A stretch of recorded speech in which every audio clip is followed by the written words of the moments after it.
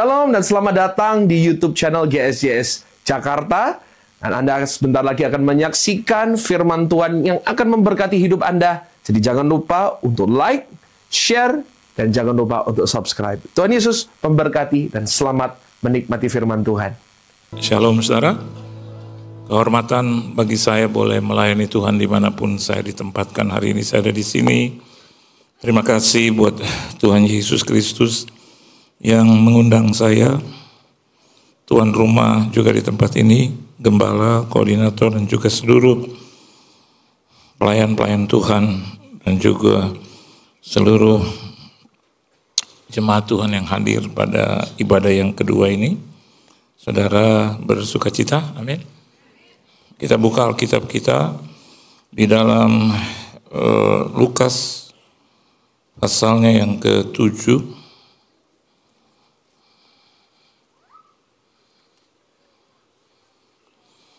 Ayatnya yang bagian akhir.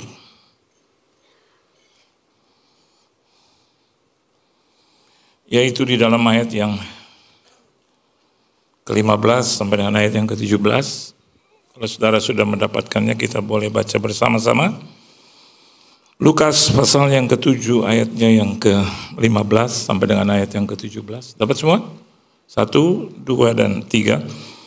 Maka bangunlah orang itu dan duduk dan mulai berkata-kata, dan Yesus menyerahkannya kepada ibunya. Semua orang itu ketakutan dan mereka memuliakan Allah sambil berkata, apa? Seorang nabi besar telah muncul di tengah-tengah kita dan Allah telah melawat umatnya. Maka tersiarlah kabar tentang Yesus di seluruh Yudea dan di seluruh daerah sekitarnya. Amin, saudara. Anda perhatikan di sini bagaimana Yesus itu adalah sang mujizat. Dan sampai hari ini mujizat itu masih boleh terjadi. Kalau Anda definisikan apa itu mujizat, mujizat adalah segala sesuatu yang manusia tidak bisa melakukannya lagi, Tuhan yang melakukan. That's the miracle. Nah, saya lihat wajah-wajah kayaknya banyak hal yang sudah tidak bisa dilakukan lagi. Udah doa, puasa, saya lihat itu. Mata berair. Saya pikir menangis, tapi ternyata ada mungkin kesedihan di situ. Dan saya juga sama dengan Anda. Kita adalah manusia-manusia yang masih sedang bergumul, betul ya? Ya. Penderitaan terlihat jelas di muka Anda, di muka saya kelihatan. Wajah-wajah yang memancarkan ketidakpastian juga ada. Tapi membaca ini kita boleh bersyukur. Walaupun Anda lihat ya bahwa ayat yang ke-16 katakan seorang nabi besar telah muncul di tengah-tengah kita. Do you think that Jesus is a prophet? Hello? Is he a prophet? No. He is Lord. Amin, saudara. Lord atau Tuhan itu bicara tentang penguasa. Dan dia berkuasa untuk melakukan segala hal. Even walaupun ya mungkin penyebutannya salah, betul? Kalau Anda sedang berdoa mungkin Tuhan tolong gitu. Ya, mungkin kata orang bilang, ngomong apa sih? Orang yang doa begitu masalahnya pasti banyak gitu. Gitu. Kalau saya jadi hamba Tuhan, pelan-pelan, jangan kemasukan dulu gitu. Nah ini juga nih, mungkin penyebutannya for you, for me, it's different. Tapi Tuhan lihat kedalaman hatimu. Amin, saudara. Oleh sebab itu, jadi anak Tuhan harus punya hati yang luas untuk dia masuk. Jangan punya hati yang sempit. Begitu datang ke gereja, hatinya udah tertutup rapat. Bagi dia pokoknya ke gereja, ya. Ada seorang jemaat di Cirebon. Pagi-pagi dia datang dengan temannya karena dia mau main golf. Jadi dia datang ya very early in the morning. Jadi ibadah yang pertama. Nah, saya khotbah pada saat itu dan ternyata dia merasa diberkati dengan khotbah itu. Bukan saya tapi Tuhan. Nah, akhirnya ibunya diberkati juga karena dia kirim itu khotbah-khotbah. Dan ibunya merasa diberkati, bahkan bapaknya juga merasa diberkati. Dan sekarang menjadi sahabat saya dalam waktu yang begitu singkat, jadi sahabat saya. Bahkan dia bilang, Pak, Bu, kalau mau liburan, bicara sama kami. Saya bilang, kalau liburan saya mau diam-diam, cuman keluarga.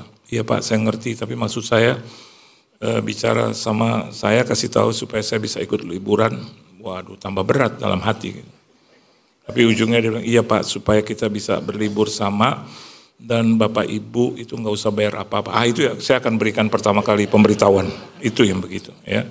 Nah, kalau Anda lihat di sini, mungkin aja kita salah. Mungkin saja ya pemikiran kita salah, kita nggak sembuh ya. Kita nggak ditolong. Mungkin saja begitu. But God knows ya, the deep down in your heart, dia tahu. Oleh sebab itu jadi anak Tuhan punya hati yang baik. Halo, amin. Jangan hati yang buruk, ya. Busuk, yang ada itu cuman kebencian, kemarahan gitu. Kalau datang beribadah juga siapkan hatimu juga dengan baik, supaya Tuhan hadir di situ. Dan Alkitab katakan bahwa Allah telah melawat umatnya. God comes to you. Itu kata kunci. Kalau Tuhan sudah melawat, tadi ada seorang bapak umur 77 tahun. Dia pensiunan angkatan laut. Dan dia bilang, Pak, saya nih asam urat. Asam lambung tinggi. Saya tanya, Bapak umur berapa? 77. Terus dia peluk saya, dia pegang, biar Tuhan bekerja menurunkan asam urat saya. Kita doa sama-sama. Saya bilang bukan saya tapi Tuhan. Gitu. Ya. Dan dia pulang, di sebelahnya ada mantunya. Mantunya juga masih dinas di Angkatan Laut, marinir. Dan dia bilang juga, ya saya juga mau didoakan supaya dalam waktu dekat, dia sudah 5 tahun. Supaya waktu dekat dia menjadi kolonel. Dia letnan kolonel. Terus saya ingat teman saya sudah meninggal, Muslim. Kaget saya. Bapak yang mana itu? Itu nggak mungkin perempuan itu. Ya. Muslim ya. Tapi kami bersahabat. Kalau saya undang pesta ulang tahun, dia datang. Kalau ulang tahunnya pakai acara kebaktian, dia datang. Kalau dia senang dengan pujiannya, dia bisa angkat tangan. Walaupun saya tanya, Pak ngerti ya? Enggak. Kenapa Bapak angkat tangan? Enggak, senang aja, lagunya bagus. Dan kami bersahabat. Kalau dia ulang tahun, saya datang. Dia bikin pengajian, saya datang. Kenapa saya datang? Karena dia datang juga ke saya. Itu namanya toleransi tuh. Walaupun saya nggak tahu saudara apa, dia juga nggak tahu agama apa, saya gitu maksudnya tata cara, kita datang. Mungkin bagi yang dengar kesaksian ini pernah. Dan ini marinir, kolonel sudah 7 tahun. Nggak naik-naik.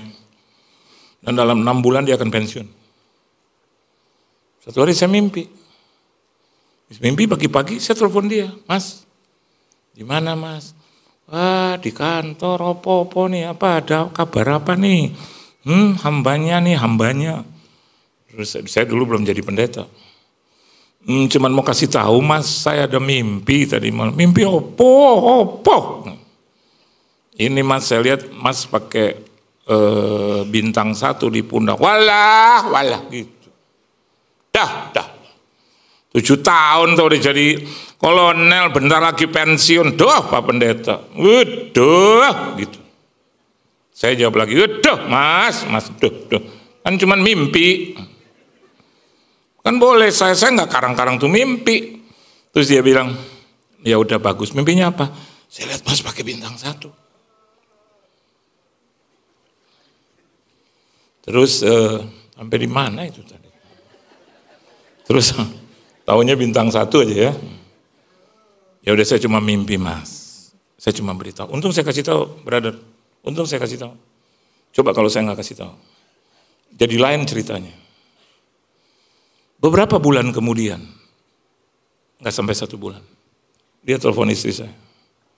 Pak, di mana Pak? Di rumah opo Mas? Esok datang ya ke rumahku. Ada opo? Ulang tahun ya? Enggak. Rumah baru ya? Enggak. Ada apa dong? Ya udah besok aja datang. Ini juga nggak terpikir. Saya lagi mandi.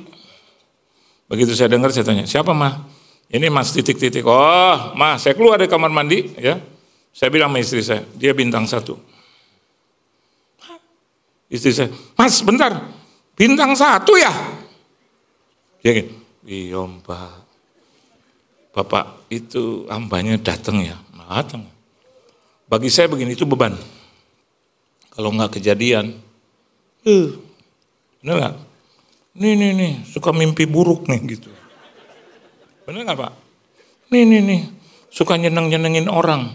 Ujungnya, udah nggak usah ngomong lagi, ya kan? Apalagi bisa mempermalukan Tuhan. Kristen mimpi ngomong-ngomong aja, udah bohong gitu. Padahal udah tinggal 5 bulan sekarang. Tahu nggak orang yang pertama paling berbahagia? Istri saya belum naik mobil, saya udah naik mobil dulu. Saya bilang, mah cepet, kalau enggak saya tinggal.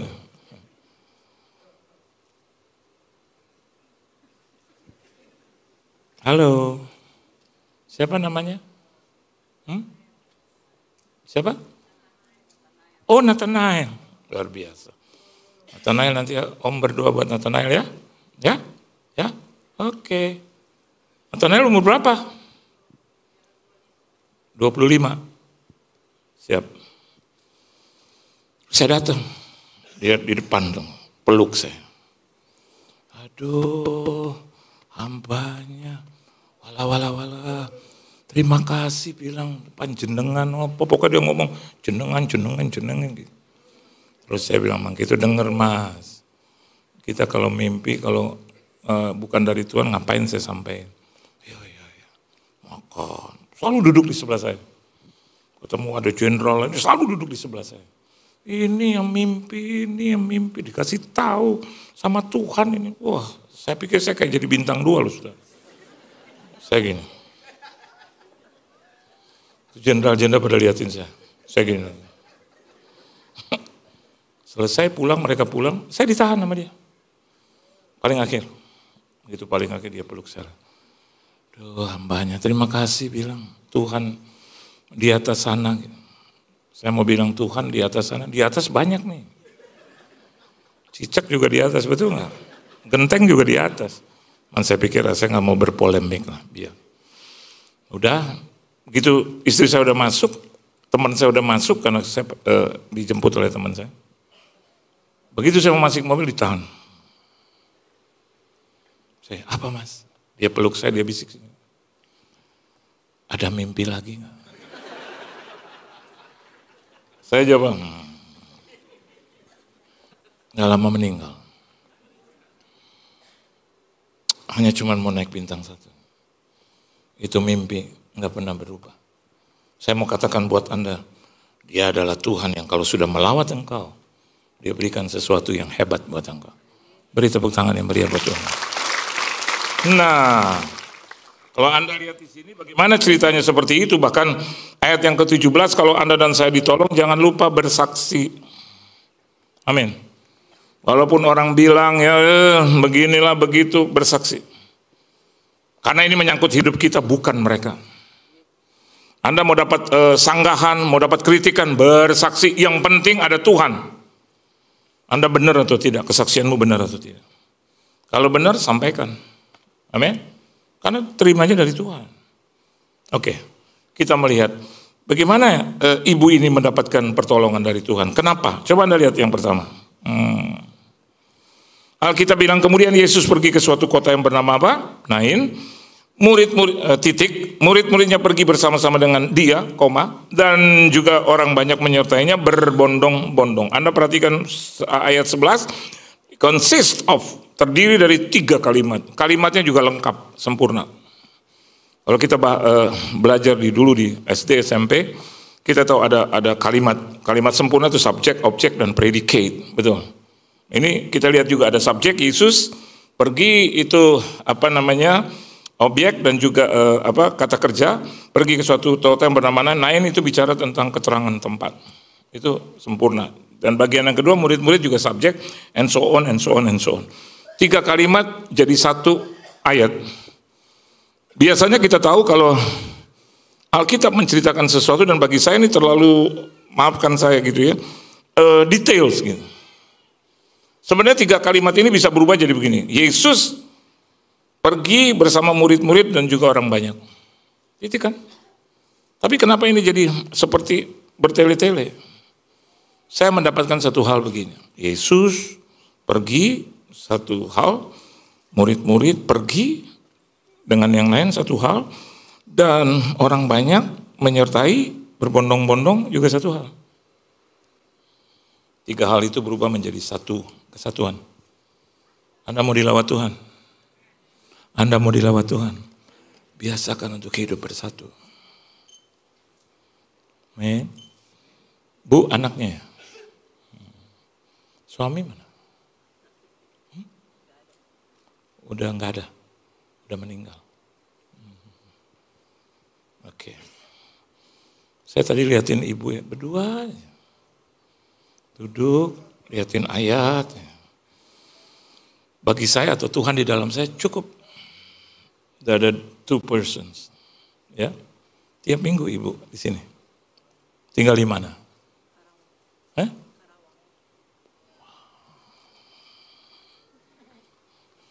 Halo, yang beralamat di Sunter, Kelapa Gading, bertobat. Karawang. Tepuk tangan. Tadi ibadah yang pertama di depan saya, Lampung. Ada teman saya pergi ke Hong Kong sama saya, anaknya ditangkap sama polisi China, mau ditanyai, polisi China, terus saya mau maju dalam bahasa Inggris, sir, excuse me, dia bilang sama anaknya yang lain, no, papa aja, tenang. Papanya hadapi 2 polisi Cina itu. Ini dia di atas. Terus bapaknya bilang, sir,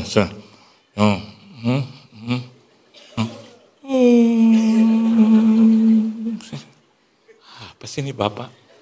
Jadi dia bilang, artinya kemarin, terbang. Itu polisi China. Di Hong Kong nih perbatasan masuk Cina. Terus, maksudnya itu anaknya.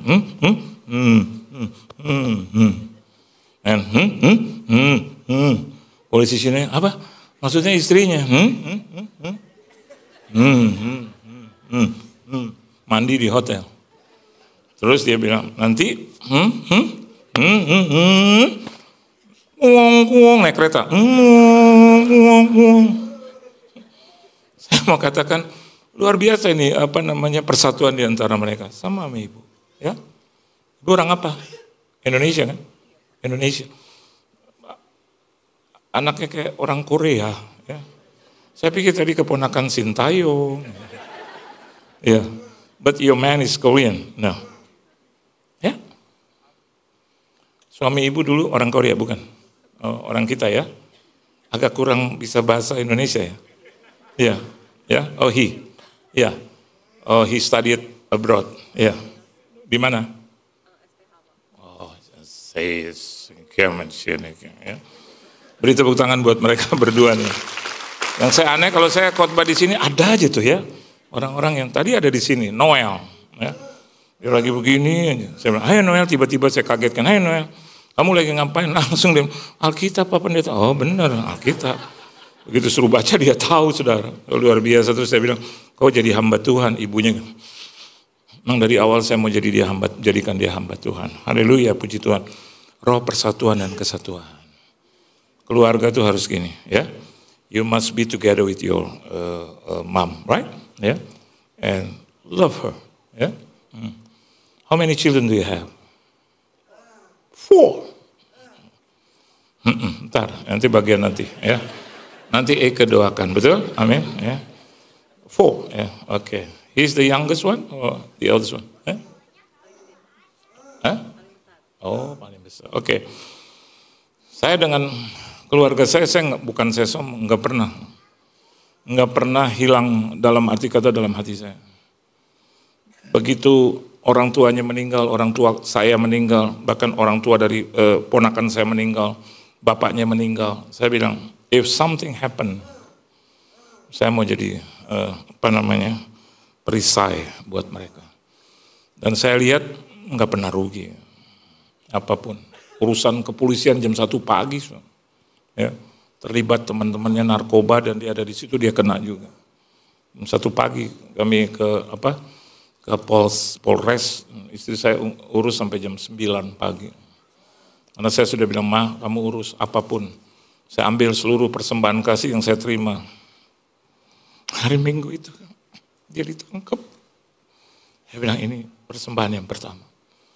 Kalau ya buat ongkos, buat apapun diperlukan. Dan Tuhan lihat itu. Amin. Kadang-kadang nggak punya apa-apa. Anda nggak punya kemampuan. Tapi ketika Tuhan bertanya kepada Musa, what do you have in you? Musa bilang, tongkat. Dengan tongkatmu kau belah laut. Nah, saya yakin dan percaya kita punya semua. Anda punya mungkin semangat, iman. Kau punya mungkin hati, itu kau berikan untuk Tuhan dan keluarga. Satukan hatimu, keluargamu gak kemana-mana. Tuhan suka dengan persatuan. Tuhan suka dengan namanya yang damai, sejahtera, sukacita. Bahkan persatuan dan kesatuan mendatangkan mujizat. Beri tepuk tangan yang meriah buat Tuhan. Yang kedua, Alkitab katakan begini, setelah ia dekat pintu gerbang kota, ada orang mati diusung keluar, anak laki-laki, anak tunggal ibunya yang sudah janda, dan banyak orang dari kota itu menyertai janda itu. The second one, yang kedua apa? Yang bisa mendatangkan mujizat dan pertolongan. Ada yang tahu nggak dari ayat ini? Ketika masalah bertambah-tambah, di situ biasanya pertolongan berlimpah-limpah. Ketika dosa bertambah-tambah, biasanya kasih berlimpah-limpah. Setidaknya ada 6 hal ya, yang saya tahu wanita ini bermasalah. Coba kita baca satu-satu. Alkitab bilang di ayat yang ke-12, setelah ia dekat, ia di situ siapa? Yesus. Alkitab bilang sudah sampai pintu gerbang atau belum? Dekat. Dulu waktu ibadah pertama jam 6 pagi di satu gereja, itu koordinatornya telepon saya, memang dia termasuk tipikal orang yang cerewet. Saya harus bilang cerewet, tapi udah meninggal ya. Ya saya udah minta maaf sama Tuhan. Tapi memang cerewet kan, kita bilang cerewet gitu. Jadi jam 3:30 telepon saya.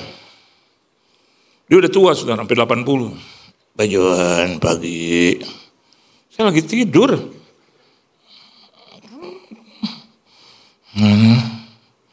Pak Johan,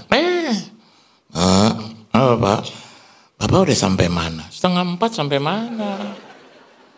Saya jawab, Pak masih tidur Pak. Enggak, saya cuma beritahu ibadah jam 6. Bapak 200 tahun yang lalu saya juga tahu ibadah jam 6. Oke Pak Johan, jangan marah dong. Udah marah. Saya ketemu ya Pak, amin. Bangun ya Pak, amin, udah bangun. Oh gitu ya Pak, iya Bapak bangunin saya, otomatis saya bangun. Mandi nih, 4:30 ya. Terus ngeteh, ngopi, jam 5 sarapan. Telepon lagi. Pak, saya lihatin. Tapi hamba Tuhan. Halo Pak, udah sampai mana Pak? Meja makan. Istri saya tahu. Meja makan. Saya, iya Pak, cuma ingetin aja. Saya juga dalam perjalanan. Terserah dah Bapak mau di mana. Pak jangan marah dong. Udah 2 kali Bapak bikin saya marah. Kita suka bercanda. Selesai. Jalan dong 5:30 orang gerejanya di Menteng. Saya cuma dari Johar Baru, sudah Johar Baru, Cempaka Putih ke Menteng, udah deket, paling 15 menit. 5:30 cepat itu, belum ada yang bangun. Saya mungkin satu-satunya di kota itu yang bangun gara-gara Bapak ini di Jakarta gitu loh. Dan baru juga masuk, baru juga 2 menit. Pak, sekarang udah di mana? Masuk mobil Pak. Udah jalan. Saya tuh kalau nggak ada Roh Kudus, nggak ada Tuhan Yesus, nggak ada Bapa di sorga, saya isep darahnya habis tuh. Sampai kering lah dia. Udah 4 kali nih dia nanya nih. Iya, dalam perjalanan istri saya gini, dari belakang, cerewet amat si bapak gitu. Terus ngomong gini, itu si ibu ya. Iya, udah tahu. Si ibu ya, ibu apa kabar bu? Jadi panjang. Padahal saya udah ngantuk-ngantuk. Oke pak ya, amin. Tahu nggak? 15 menit, 10 menit dia telepon lagi. Pak, ada di mana sekarang? Saya bilang pintu kereta pak. Kenapa nggak jalan? Kan keretanya jalan pak. Kalau nyundul saya mati pak. Gitu aja dia. Si bapak bercanda, bapak duluan sih. Udah, ketujuh dia telepon lagi. Di tikungan gereja, saya bercandain sekarang. Masa dia aja, betul nggak? Boleh dong bagian saya. Pak Johan, udah di mana? Padahal saya udah turun. Terus saya dari belakang, dia lagi gini, Pak ada di mana? Saya bilang, aduh Pak, keretanya panjang nih. Dia gini, tuh kan saya bilang, masuk aja Pak, masuk. Enggak lah, tunggu dulu sabar. Pak, pintu kereta banyak. Pintu kereta mana sih Bapak? Saya bilang udah deket Menteng sini, Johar, Jalan Johar. Cut Mutia. Aduh lah, ampun Pak, ampun. Padahal baru jam 6 kurang 5. Saya khotbah 6:30. Emang cerewet. Nah, udah saya bercanda aja terus. Udah jalan belum Pak? Belum nih. Ini ada di sini nih. Belum Pak. Aduh Pak. Aduh, gimana ya? Aduh, saya deketin. Pintu kereta Pak.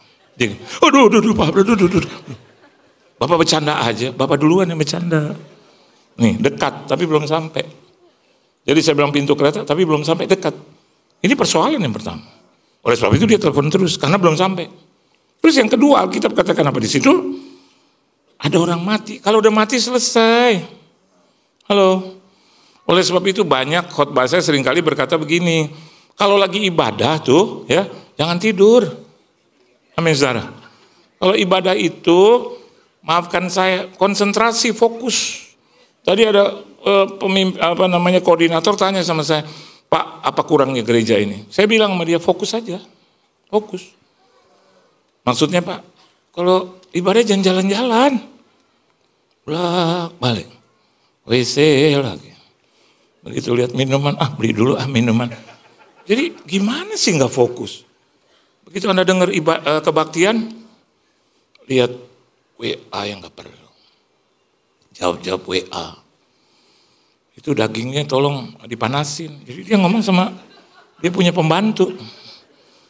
Pak bercanda, orang teman saya begitu. Saya tanya, lo ngapain sih? Ini Pak, angus nih, angus. Apanya yang angus? Firman Tuhan gak ada yang angus. Daging di rumah, waduh ampun Tuhan, lo masih urusin yang begitu. Enggak kah buat keluarga makan? Udah, kalau udah di gereja fokus aja. Halo. Pak ini di bioskop kayak begini ya Pak, nanti kalau misalkan rubuh gimana? Terus pikirannya yang aneh-aneh aja. Ini lampu kalau kepanasan kita kebakar semua kali, udahlah. Kalau emang udah kebakar ya udah, emang udah waktunya gitu loh. Anda nggak bisa hindar. Ini kalau kita naik pesawat, ini teman saya baru bilang sama saya dari Bandung, Pak kalau kita naik pesawat tuh Pak, apa? Begitu kita naik udah, kita serahkan hidup kita ke Tuhan. Maksudnya? Ya udah Pak, udah naik, yang gimana? Terus kalau terjadi apa-apa, ya udah serahin aja sama Tuhan Pak. Dalam hati saya enak aja lo ngomong. Jadi iya kita nggak kenal itu pilot, co-pilot, kita nggak kenal cuaca keadaan. Udah pasrah dalam nama Yesus, haleluya. Dan saya lihat banyak orang Kristen tuh, saya nggak ngerti apakah dia punya iman kebanyakan. Begitu naik tidur semua, gitu. Saya takutnya begitu dia bangun, ini dunia mana ini gitu ya. Jadi hal yang kedua saya mau katakan buat Anda, kalau udah mati selesai. Oleh sebab itu kalau masih hidup, amin. Saya suka nih lihat ibu ini. Saya belum selesaikan dia udah. Ibadah tuh harus ada respon. Layaknya orang hidup. Jangan ibadah nih maaf Pak. Saya sering ngomong ini. Normal ini pendeta selalu kritisi yang ngantuk. Emang roh Tuhan ngomong itu? Pakai pegangan bangku depan. Nanti ada malaikat jahil ngomong sama yang lebih kuat, malaikat Mikael, rubuin. Buk. Saya kemarin ketemu seseorang yang udah lumpuh.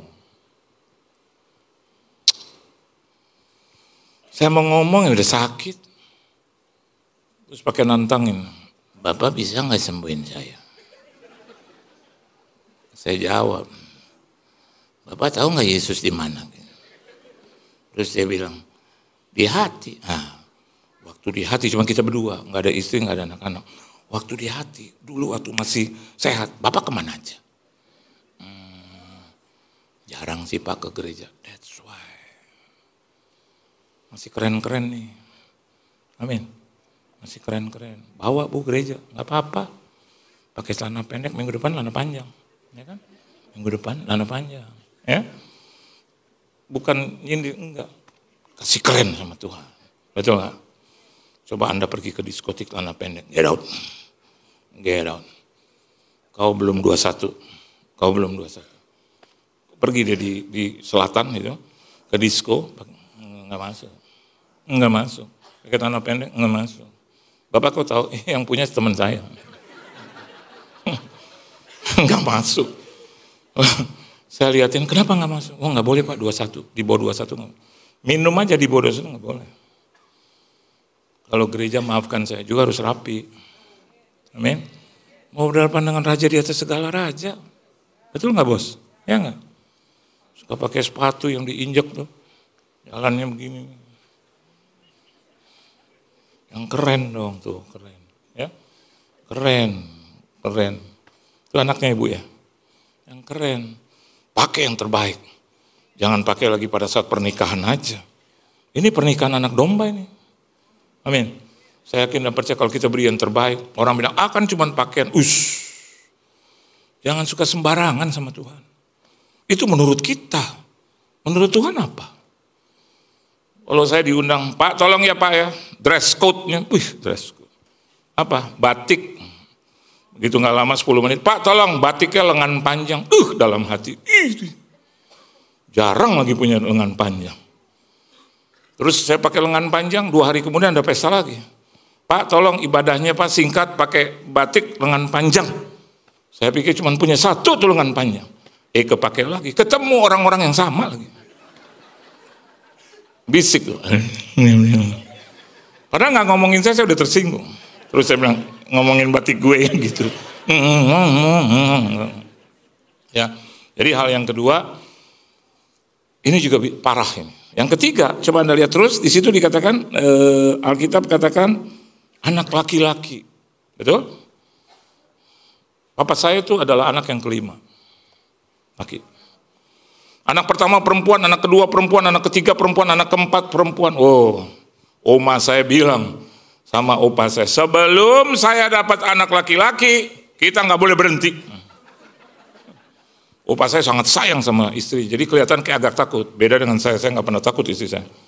Cuma memang dia lebih berani aja dari saya itu aja. Jadi dia sangat sayang. Opa saya itu Manado Belanda. Oma saya itu Belanda dan Banten. Ya keturunan Raja Banten. Ya, jadi saya ada raja nih, raja dari sorga dan raja dari dunia gitu, dua-dua. Ya.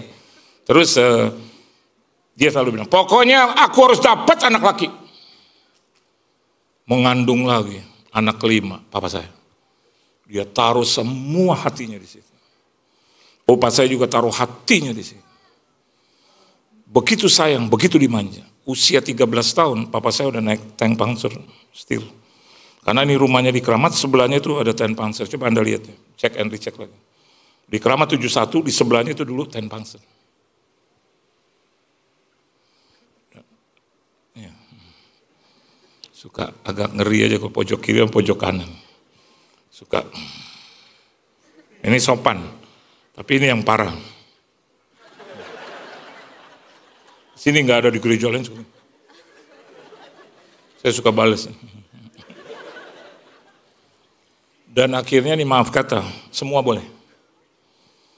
Jadi kalau saya cerita tentang papa saya, itu juga kesalahan orang tua. Semuanya boleh, diizinkan. Sehingga akhirnya dia menjadi penjudi, apa sudah, aduh ampun deh semua harta habis bersih. Ya, ini anak laki-laki nih, sama. Kalau di keturunan banyak hal, khususnya di Israel dan juga di suku saya, Manado, Ambon, khususnya juga Chinese, itu anak laki itu, ya. Saya punya teman, satu anak perempuan nangis telepon, "Pak, saya nggak dapat harta sama sekali." Loh kenapa? "Ini bapak saya cuma pilih semua yang laki-laki dapat harta."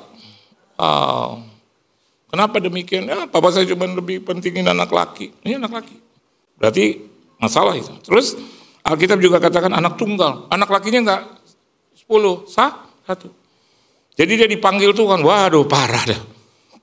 Udah anak laki-laki cuma satu-satunya, laki lagi. Ya, parah itu. Dan Alkitab juga katakan terus, tunggal ibunya yang sudah janda lagi. Berarti suaminya udah nggak ada. Parah lagi itu sudah. Parah. Istri saya kalau pergi kemana-mana, khususnya yang daerah-daerah yang pengeluarannya banyak, pasti ajak saya. "Anu ada acara enggak Pak? Kenapa? Aku mau pergi ke titik-titik." "Oh ya udah aku tinggalnya." "Ikut aja. Ikut daripada sendiri, ikut." Saya bilang, "Nggak usah mah, aku udah capek." "Ikut, enak. Nanti bisa makan, minum, kamu suka tuh makanan." "Enggak mah, aku udah ikut." Saya udah tahu nih, kenapa gue disuruh ikut terus. Benar. Begitu sampai di tempat itu, betul. "Itu bagus ya Pak, itu juga bagus, itu juga bagus." Saya bilang, "Semuanya juga bagus." "Apa yang jelek mah?" "Ini pengeluaran yang jelek. Jadi kamu harus ikut." Lihat, ini juga begitu. Janda nggak punya penghasilan. Istri saya kalau nggak punya apa-apa, dia di tempat tidur terus duduk. TV nggak nyala, jadwal nggak dipegang, cuman. Dan khususnya dia begitu kalau dia dengar langkah kaki saya mau masuk. Ya mungkin dia tadi tiduran begitu dengar langkah kaki saya.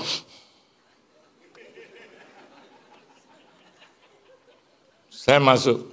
"Mah." Ya. "Mah. Mah, kenapa itu mata juling?"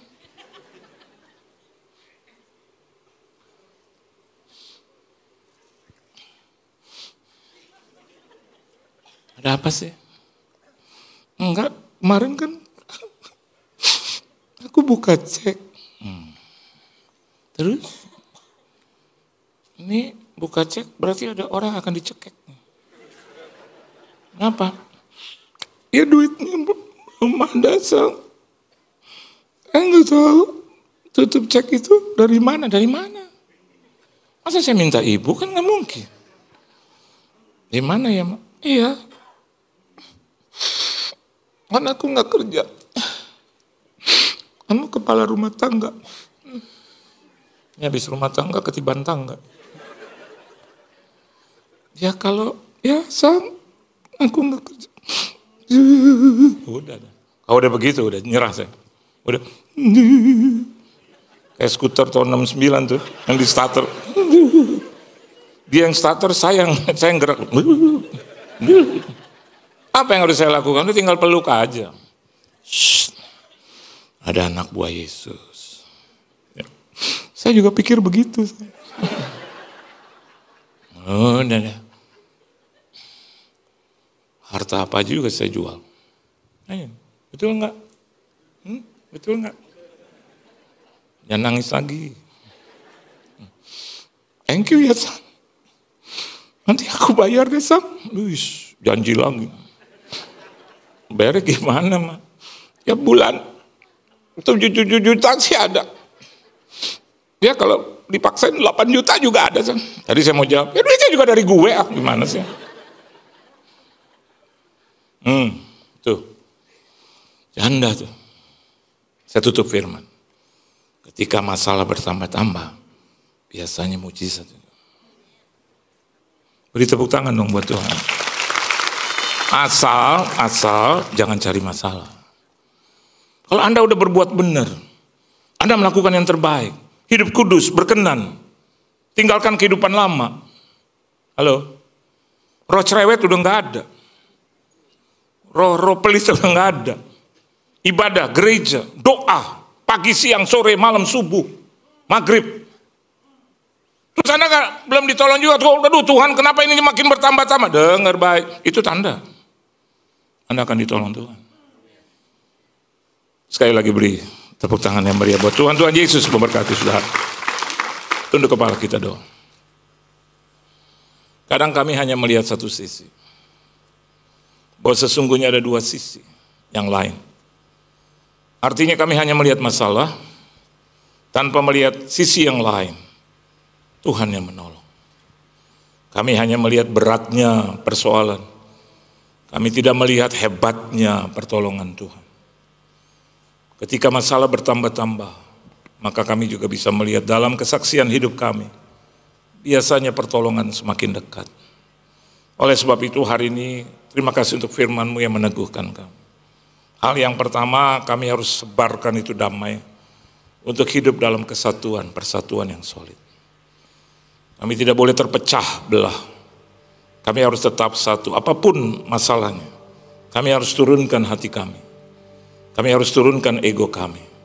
Untuk boleh bersama dengan suami, dengan istri, dengan anak-anak orang tua. Hidup dalam kesatuan. Sama seperti Bapa, Anak, dan Roh Kudus, hidup dalam kesatuan. Hal yang kedua, ajar kami juga Tuhan, untuk melihat bahwasannya Tuhan tidak pernah jauh dari kami. Dia selalu dekat dengan kami. Meskipun kami belum melihat pertolongannya, Dia selalu dekat dengan kami. Dan hal yang ketiga, ajar kami juga Tuhan, untuk melihat bahwa sesungguhnya semakin bertambah-tambah persoalan dan masalah, semakin cepat juga Tuhan bertindak. Ajar kami untuk sabar, untuk meneguhkan hati kami, mempertahankan iman kami. Berkati seluruh jemaat-Mu yang hadir, keluarga, rumah tangga mereka, bisnis, usaha, mata pencaharian, pekerjaan, perusahaan, perekonomian, kesehatan, tubuh, jiwa, dan roh, studi, pendidikan, pergaulan, jodoh mereka, keuangan, finansial, kesehatan, pelayanan gereja mereka, di mana saja mereka berada, diberkati dan jadi berkat. Di dalam nama Tuhan Yesus Kristus kami sudah berdoa, mengucap syukur dan berterima kasih. Dalam nama Tuhan Yesus Kristus, haleluya, amin. Tuhan Yesus memberkati saudara. Terima kasih bagi Anda yang sudah menyaksikan tayangan dari GSJS Jakarta, dan kalau Anda berada di sekitar Jakarta, di Jabodetabek, saya undang Anda untuk bisa menghadiri ibadah-ibadah onsite kami di Mall of Indonesia di Kelapa Gading dan juga di Pluit Village Mall. Dan saya percaya Anda pasti diberkati. So see you and God bless you.